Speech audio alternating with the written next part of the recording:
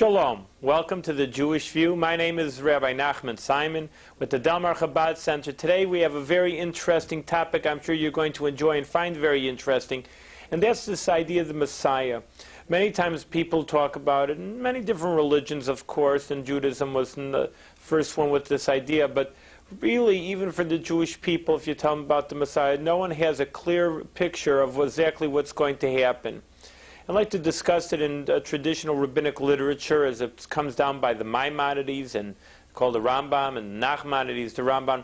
Maybe we'll get a little clear picture of what's required in the Messiah area. Maybe we'll focus in a little better and tune ourselves into a little better, and maybe we'll try to make the world a little better right now, so that's why it'll bring a little bit closer to that time.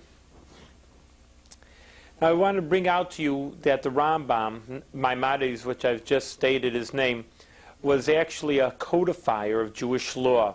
Now you could say, what's this have to do with Jewish law? We're talking maybe philosophy, mystical ideas, but really not. It's very interesting. This is Jewish law, Jewish ideas that have been handed down from generation to generation based on sentences in the Torah, and many of these ideas in the Chumash and has been explained by the Rambam. Now, Judaism doesn't just say, eat this, don't eat this in kosher laws, which many times we explain here, and it doesn't say, put up a mezuzah only.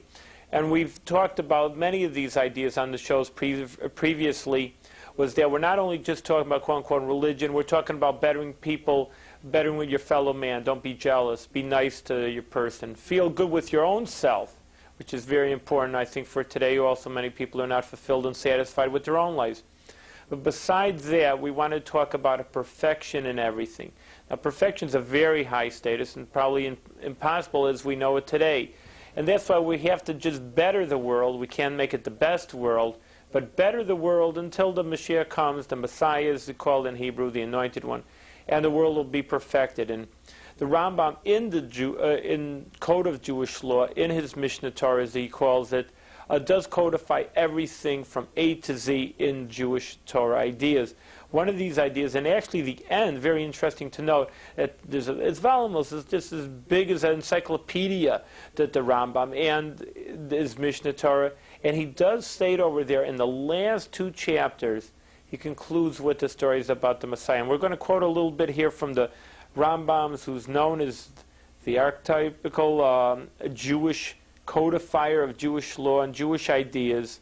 Everybody knows his Guide of Perplexed, very important Jewish work. But this is from his Code of Jewish Law. So we're now dealing with a legalistic work. We're not talking about interesting philosophy.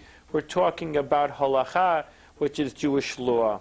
And he says there at the end, in that era, there will be neither famine nor war, neither envy nor competition. For good things will flow in abundance, and all the delights will be as freely available as dust. The occupation of the entire world will be solely to know God. Now there's an interesting idea, as the Rambam, I said, is about the Messiah is talking about way at the ends of the laws, of all his laws, but there's another Maimonides ideas and concerning the laws of tshuva, repentance, and quote, the Torah has promised us that if we observe its commandments with joy, God will remove all the obstacles that prevent us from such observance, such as illness, war, hunger, and the like. Similarly, He will grant us all types of good things to reinforce our observance of the Torah, so that we will not spend our entire lifetime occupied in securing our bodily needs, but rather will sit unburdened and thus have the opportunity to grow wise through scholarship and to perform mitzvos. Now, the Rambam's intent in the passage of these laws is to explain the divine scales of reward and punishment. Since we're talking about tshuva, which is repentance, we have to understand what you get for doing right and what you get for the punishment for doing wrong. When a person observes the Torah and its mitzvahs, God brings about of circumstances will provide him with material benefits, so that he in turn will be able to expand and upgrade his observance in the era of the redemption. Therefore, when we will observe the Torah and the mitzvahs in a consummate manner, we will be granted the divine blessings in abundance. You do all the mitzvahs, you get all the reward. It's a very even Steven kind of idea, which in Hebrew we call Mida Keneged Mida, but in English we just, like we say, we call even Steven. You get what you give. You do the mitzvahs, you get back the blessings. Now, although the conception, follow this, of the two passages cited above are complementary, close analysis discovers several differences between the wording used in each. When Maimonides describes in his laws of tshuva, of repentance, how Hashem will remove various impediments to our observance, the Torah, illness is listed as the first, and thus the primary hindrance, while in the laws of kings, which is way at the end of the Rambam, it is not mentioned. Illness is not mentioned. And the last part he says, envy of competition. And he doesn't say that the first part. In the laws of the Mashiach at the end, he means delights, which he does not. Everybody will have many delights, we said. Not there also.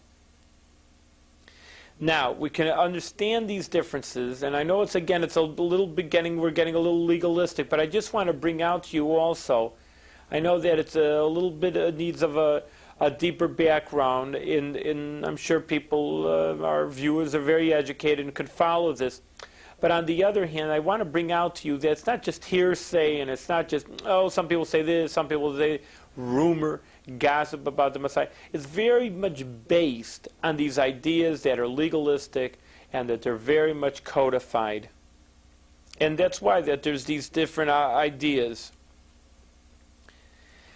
The idea of halacha law. We said this is a law book, it's not a philosophy book. What is the idea of Jewish law? To refine the world at large so that it will exist with harmony with God's will. There have been many times during which this intent has been put into practice by Jewish kings. In the most complete sense, it will be realized in the era of the redemption, when the observance of all the mitzvos associated with the Beis HaMikdash will be restored, and our people will devote all their energies to this goal. Similarly, the effect of the mitzvahs in the world at large will be complete. There will be no pressures or disturbances hindering the observance of the Torah. Furthermore, knowledge, wisdom, and truth will be abundant, and all-pervading atmosphere of perfection will encompass every element of existence. On this basis, we begin to realize the difficulties raised above. Firstly, there is no need to state there will be no illness in the era of the redemption. This was our first question, if you remember. This is self-evident. Why is it so self-evident that when there will be no illness? The Rambam talks about health, another very much interesting idea. It's not the time for it now, but we will have to discuss in future shows about the Maimonides, and it's very famous, and many professional doctors have written books about this, the Maimonides and medicine, because the Maimonides not only was a philosopher, not only a Jewish codifier of Jewish law, but was also a very famous physician. And the Maimonides writes about many things in medicine that many doctors today have told me that they found very interesting, very much informative to their practice of medicine. So keep that in mind when the Rambam's talking about medicine.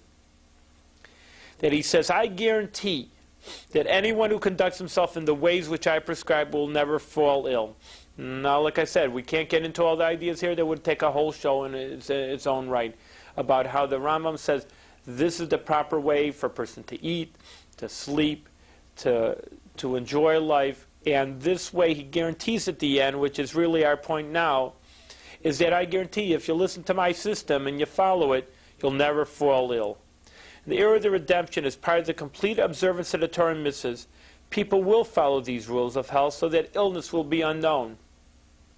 And if people don't do bad, if they don't overeat, and that's actually the Rambam says that many times over there, many illnesses of overeating, of overindulgence into different things that we have, and that's the cause of many of our health problems. So, if people will do the right thing, there will not be the problem of illness. It's a very interesting idea, and maybe I'm getting in too much into it and should stick to the subject, but the idea of health and illness is a subject in its own right. And meaning is illness is just a power in itself to make a person unhealthy? Or is illness just an idea where there's a lack of health? If there's healthy, there won't be illness. So that's actually what the Rambam takes the second view.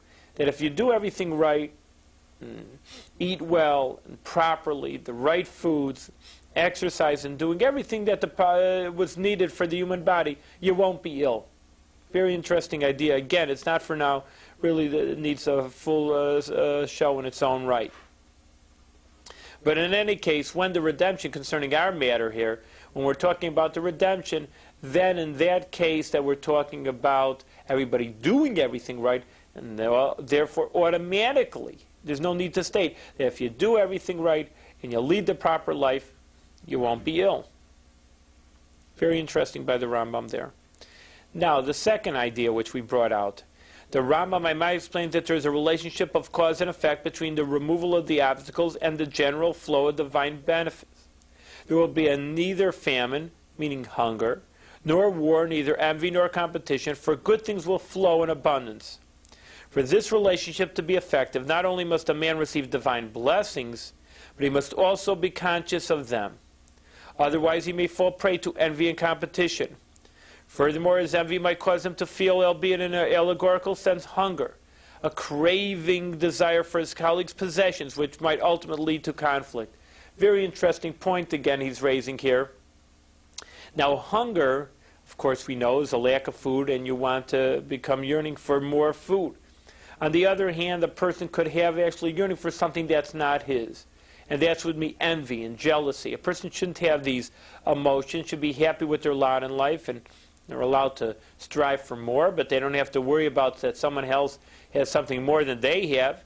And so therefore, in that sense, that a person doesn't have to be hungry for someone else's possessions. And that's also hinted by, I mean, of course, there's physical hungry, but there's also emotional hungry also. For this reason, the Rambam emphasized in the era of the redemption, good things will flow in abundance, and all the delights will be freely available. The good things and delights will be consciously appreciated by the recipients, for otherwise these terms would be inappropriate.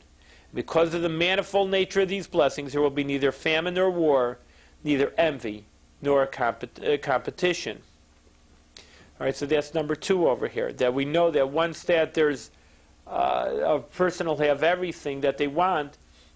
You want a better car that your neighbor has. Well, if you can get that car also, why should you be envious of it? If you can have anything that you want, there's no need for envy or jealousy. That was point number 2. Now, being involved in material delights in the era of redemption is, however, somewhat problematic. At a time when humanity and the world at large will be refined and elevated to a state of perfection, it is difficult to conceive that a man would choose to invest his time in physical delights, matters that the Rambam describes as meaningless nonsense. The Rambam resolves this difficulty by stating that the delights will be as freely available as dust. Although they will be accessible to man, he will partake of them for the sake of his health and physical welfare. He will consider them like dust, as being utterly worthless. Though we will live in an era of material prosperity, our attention will not be focused on it. Rather, the occupation of the entire world will be solely to know God. So that's the third point, and this is what we're bringing out now, that even though there will be material wealth, that people won't be striving for the material wealth, because they'll understand there's something more in life than the material wealth. Now, the laws of tshuva, the repentance, those earlier laws, hopefully you're following. It's very interesting ideas here. Describe the state in which man and the world at large are still in need of refinement. An individual may not have cultivated himself to the degree that he considers the superfluous luxuries to be as dust. On the contrary, there is the possibility that were he granted them, his involvement in physical pleasures would even hamper his observance of the Torah and its mitzvos. Therefore, although the Rambam emphasized that a person will receive abundant divine blessings as a reward for past observance and as an encouragement for observance in the future, these blessings will not necessarily include delights. Moreover, since the delights will not be possessed by everyone, the possibility remains for envy and competition, which would lead in turn to famine and war. Nevertheless, the Rambam assures us, although these undesirable traits will exist in the world at large, Hashem will prevent them from affecting those individuals who devote themselves to the observance of the Torah. So again, here is when there isn't a perfect world, and a person is trying to better themselves, which we have now, then of course a person could say, well, I want to be better, and I want to give him my possessions, but maybe there is a little bit of envy and jealousy still there. But a person who engages in the Torah and doing its mitzvahs ultimately will have a beautiful life. As we continue, as a result of the rich multitude of divine blessings in the era of the redemption, the occupation of the entire world will be solely to know God. This implies two concepts. A, because good things will flow in abundance and all the lights will be freely available, a man will not have to work for his livelihood. In the present era, in contrast, as the Rambam writes in Hilchos and the laws of learning Torah, anyone who decides that he should engage in the study of Torah without working and be supported by charity desecrates the name of God. It is most meritorious for a person to derive his livelihood from his own labor. Although it is proper to minimize one's business activity, the nature of our environment is such that we are all required to devote a certain amount of time to earning a livelihood. In the era of the redemption, in contrast, this will not necessary and will be able to direct all of our energies to the study of the Torah. So even though that we're supposed to work now, that will detract from our learning Torah. But in the future, when there will be such abundance, there will be no need to work, then we can just constantly learn the Torah where there won't be any problems. More particularly, our energies will be directed to the knowledge of God. At present, our study of the Torah has many different objectives, most obvious among them, a knowledge of how to perform the mitzvos. In the era of the redemption, our study of the Torah will have a single goal, the knowledge of God. In that era, we will still observe the mitzvahs. Indeed, it is then that our observance will attain perfection, as mentioned above. Nevertheless, since nothing will disturb our Torah study, we will be able to learn how to observe the mitzvahs perfectly in a relatively short time. Therefore, our attention will be devoted to the deeper dimensions of Torah study. The Rambam continues, the Jews will therefore be great sages and know the hidden matters and will attain an understanding of the Creator to the full extent of mortal potential, as it is written, for the world will be filled with the knowledge of God as the waters cover the ocean bed. By quoting the proof text, the Rambam highlights the manner in which the knowledge of God will permeate the world and the thought processes of every individual person. To understand that simile, the vast variety of creatures that live on the dry land are readily discernible as separate entities. A vast multitude of creatures likewise inhabit the ocean. Nevertheless, when looking at the ocean, what we see in the ocean is a whole, and not the particular entities which it contains. Similarly, although in the era of the redemption the world will continue to exist, individual creatures will lose consciousness of their separate identity and will be suffused with the knowledge of God. However, this state of being will not negate the world's existence. On the contrary, it will affirm the true existence of the world. For all the beings of the heavens, the earth, and whatever is being them, and bringing them to contrast, and to existence solely for the truth of his being. In the Tanya, the major work of Chabad Hasidus, it is explained that the future revelations of the era of redemption are dependent on our divine service in the present time of exile. Since reward and punishment are structured according to the principle of measure for measure, as we explained before, our efforts to bring about the future revelation of a universal knowledge of God should resemble, albeit in microcosm, the state to be attained in that era. Thus, to the fullest extent possible at present, our energies must be directed towards gaining a knowledge of God, and this endeavor will hasten the advent of the era when the knowledge will permeate the entire world. May this goal be realized in the immediate future. So as we're talking about before, and in summary, is that there's different levels of the Mashiach's times. That there's now as a preparation, as we're trying to better the world, and that's upon every human being. Now just don't think now as I am a rabbi and deal with Judaism, this is something that is universal, and I think it's a beautiful universal idea that should be for every person. And that is that the world needs more good and more kindness, and that should be permeated in their own lives. And this way, we can't just hope we'll do what we want today and, hopefully someone will get us out and drag us out and make the world better. And